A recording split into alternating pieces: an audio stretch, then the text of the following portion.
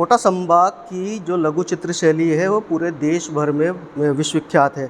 मतलब देश में ही नहीं, पूरे दुनिया में इसका अपना एक अलग नाम है। और जो शैली कोटा की है, बूंदी की है, उसके कुछ ही कलाकार अभी बड़े स्तर पर अपना नाम कमा रहे हैं, जिसमें से एक लुकमान जी हमारे साथ हैं। हम सीधे तौर पर बात करते हैं, क्या शैली है ये, पूरा इसके बारे में बताएं। ये कोटा शैली है, कोटा और बूंदी अक्सर यही बनाते हैं हम लोग। और शैली तो जैसे जहाँ पे जो पेंटिंग बनी, जैसे मुगलों ने बनाई तो मुगल शैली होगी, किशनगढ़ में बनाई किशनगढ़ी की होगी, ऐसे ही कांगड़ा बनाई तो कांगड़ा शैली होगी, ऐसे कोटा शैली की लाइन लगी। वो कितनी पुरानी शैली है? ये 400-500 साल पुरानी है हमसे लोग। अभी क्या स्थिति है इससे? अभी तो स्थिति इसका मार्केट नहीं है, बाज़ार में समझते नहीं है लोग बाग इसको।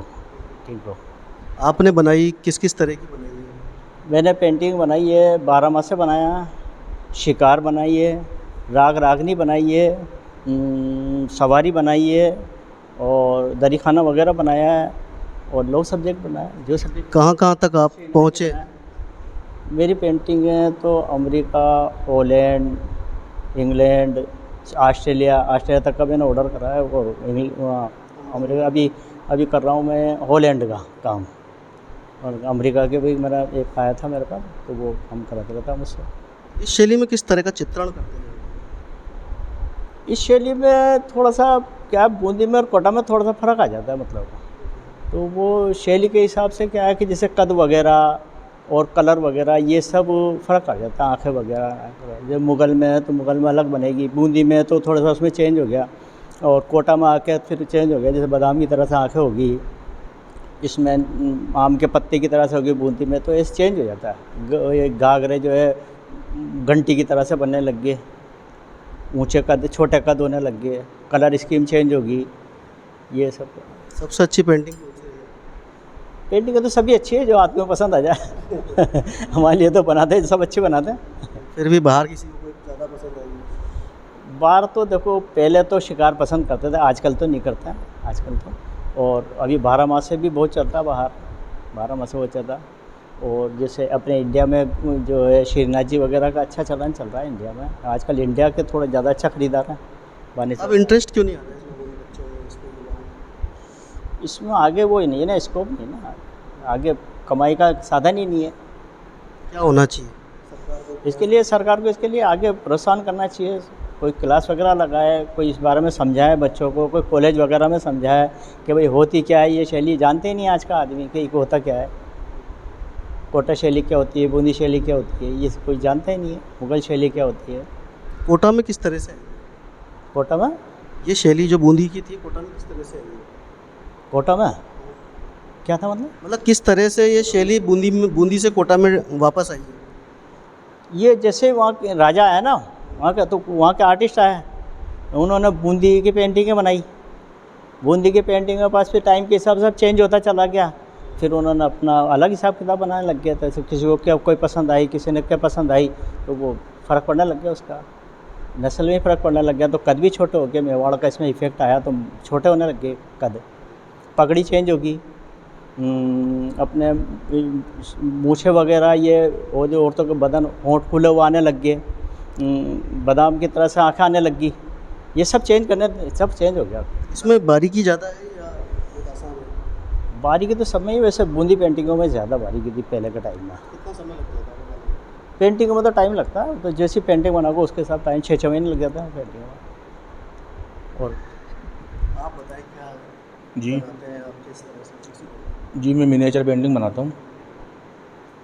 तो टाइम तो लगता है, जैसे 6-7 महीने लग जाते हैं एक पेंटिंग में। मिनिएचर में मतलब क्या बारीकी क्या रहती है, किस चीज़ को आप ज़्यादा फोकस करते हैं? शेडिंग वर्क को, शेड लगाने में काफ़ी टाइम लगता है। वो पतार डालते हैं बारीक बारीक फिनिशिंग करने में, डॉट वर्क में। बच्चे सीख रहे हैं? नहीं, बच्चे कोई सीखता ही नहीं, टाइम लगता है ना। आप किस तरह की पेंटिंग बना रहे हैं, क्या सीख रहे हैं? जी, अभी नॉर्मल जो होता है स्टार्टिंग से वो सीख रहे हैं, और हमें अच्छा लग रहा है यहाँ पे आकर। कैसे रुझे इस तरफ झुकाव कैसे हुआ? प्रैक्टिस कर रहे हैं बस इस तरह। और क्या, आपको कैसे इंटरेस्ट आया इस पेंटिंग में? ड्राइंग करने का बस इंटरेस्ट था, तो ऐसा लगा था। क्या सीख रहे हैं? अभी स्टार्टिंग से जैसे ये लोग जो सिखा रहे हैं बनाना, वो सीख रहे हैं। आगे कुछ स्कोप है स्कोप तो है बट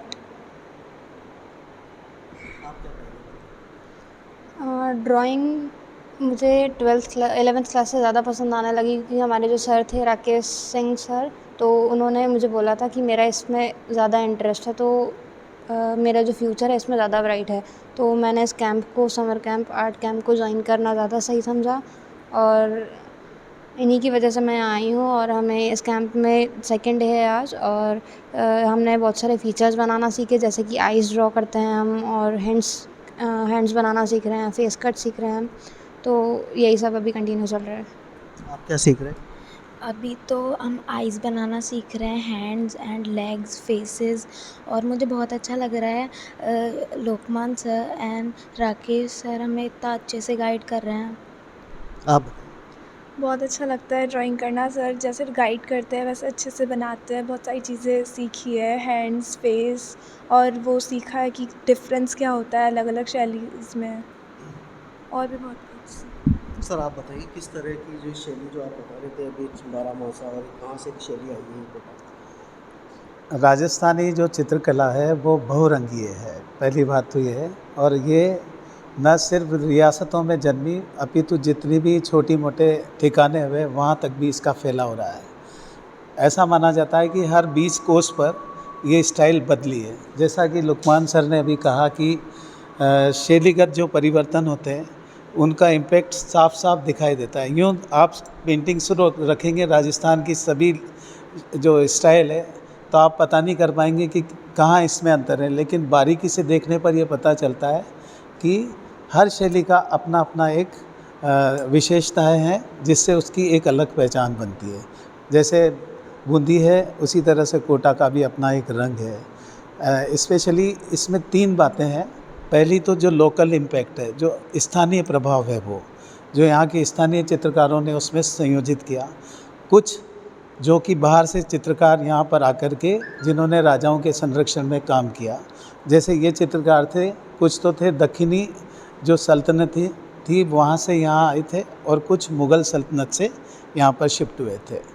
तो इस तरह से 3 प्रभाव यहाँ पर देखने को मिलते हैं। पहला एक स्थानीय प्रभाव, लौकिक प्रभाव, दूसरा जो मुग़ल इम्पैक्ट है, और तीसरा ईरानी, फ़ारसी और दक्षिणी प्रभाव। इस तरह से एक मिला जुला प्रभाव हाड़ौती की इस कलम पर देखने को मिलता है। 17वीं 18वीं शताब्दी जो थी उस समय ये चित्रशैली पूरे राजस्थान में एक ऐसे रंग से उभरी जिसका प्रभाव समूचे राजस्थान पर फैल गया था। लोग हतप्रभ थे कि ऐसी भी कला राजस्थान में जन्म ले सकती है। हालांकि अधिकांश लोग किशनगढ़, मारवाड़ इन शैलियों पर ज़्यादा ध्यान देते हैं, लेकिन हाड़ौती की अपनी एक अलग ही पहचान है। विशेषकर यहाँ की रागिनी, यहाँ की नायक नायिका, बारहमासा, तीज त्यौहार और पुष्टि मार्ग और जो वल्लभ कुल संप्रदाय है उससे संबंधित जितने भी बहुआयामी चित्र बने हैं वो इतने बेजोड़ हैं। इसके अलावा एक बहुत ही खूबसूरत सब्जेक्ट यहाँ का रहा है नायिकाओं का, जैसे कांटा निकालती हुई नायिका है। ये बड़ा फेमस सब्जेक्ट हुआ है। बूंदी में भी इसको बनाया गया है। हाथियों के अंकन में तो ये शैली पूरे विश्व में बेजोड़ है। और जिनसे अभी आपने बात की लुकमान सर से, इनका परिवार तो मास्टर ऑफ एलिफेंट रहा है, मास्टर ऑफ जनाना रहा है। ये इनको एक तरह से इनको नवाजा गया था इन उपाधियों से। इस तरह से हम देखते हैं कि राजस्थान में जहाँ एक और अन्य उपशैलियाँ, लघु शैलियाँ हुई है, उसी क्रम में हमारे इस हाड़ौती प्रदेश की शैली बहुत ही शानदार तरीके से अपना एक इतिहास रखती है। हालांकि समय के साथ साथ ये बहुत ही ऐसा कुछ वातावरणीय प्रभाव मानो आज का आधुनिक दौर भी है, लोग अपनी परंपराओं से धीरे धीरे दूर होते जा रहे हैं। इसी कारण हमारी लौकिक जो कलाएं हैं वो भी धीरे धीरे अपना प्रभाव छोड़ती जा रही है। काश मैं आपसे भी पूछना चाहूँगा कि किस तरह की आपकी कांच की जो शैली है वो आप बता रहे थे। ये हमारा परंपरागत काम है आर्ट की शैली का। इसको अभी मेरे ब्रदर हैं अखिलेश बेगरी जी, वो काम को आगे बढ़ा रहे हैं। और ये शैली पूरे इंडिया के अंदर बहुत रेयर वर्क है इस तरह का, जो ग्लास की कटिंग करके बनाया जाता है। उसको साइड से अलग अलग ग्राइंड्स पे ग्राइंड करके, और जैसे डायमंड जिस तरह से चमकता है उस तरह से वो ग्लास चारों तरफ से चमकता है पेंटिंग का। कितनी मेहनत लगती है इसको? इसमें भी ये हैंडीक्राफ्ट वर्क है और टाइम इसमें काफ़ी लगता है। पेशेंस के साथ काम करना होता है। जितना बारीकी से, जितना धीरे आप काम करते हैं, जितना बढ़िया, उतना ही बढ़िया उसका रिजल्ट्स आता है।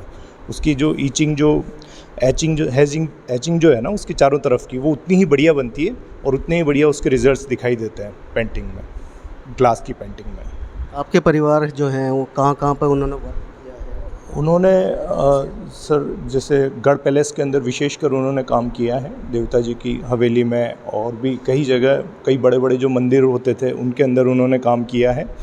और ये आर्ट जो फैमिली है हमारी, वो उसमें दादाजी के बाद अखिलेश बेगरी जी जो हैं वो इसको स्टेट तक और फिर इंडिया लेवल पर इसको ले जाने में लगे हैं, जुटे हैं सर। वर्तमान में क्या स्थिति है? वर्तमान में ये है कि जिस तरह से श्री लुकमान सर जी ने बताया कि ये बहुत मेहनत का काम होता है, बहुत इसमें पेशेंस रखना पड़ता है।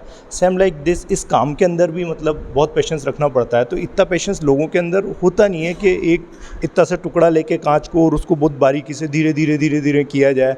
तो ये पेशेंस नहीं होने की वजह से ये कला ख़त्म हो रही है। बाकी ये कला वाकई बहुत रेयर और अमेजिंग आर्ट है इंडिया की। देश में कहीं और भी जगह है? इससे मिलती जुलती कलाएं देखने में आती हैं।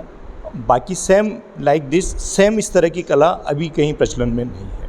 आपके परिवार में से किसी ने बाहर कभी काम किया कोटा से? कोटा से बाहर तो अभी किसी ने, मतलब कोटा से बाहर तो काम किया है। हाँ, उदयपुर में, हैदराबाद में पेंटिंग्स तो ऑल ओवर इंडिया इनकी जाती है। ग्लास की पेंटिंग जो ब्रदर वगैरह बनाते हैं, जो दादाजी बनाते हैं, वो पेंटिंग सभी जाती है सभी जगह। Thank you.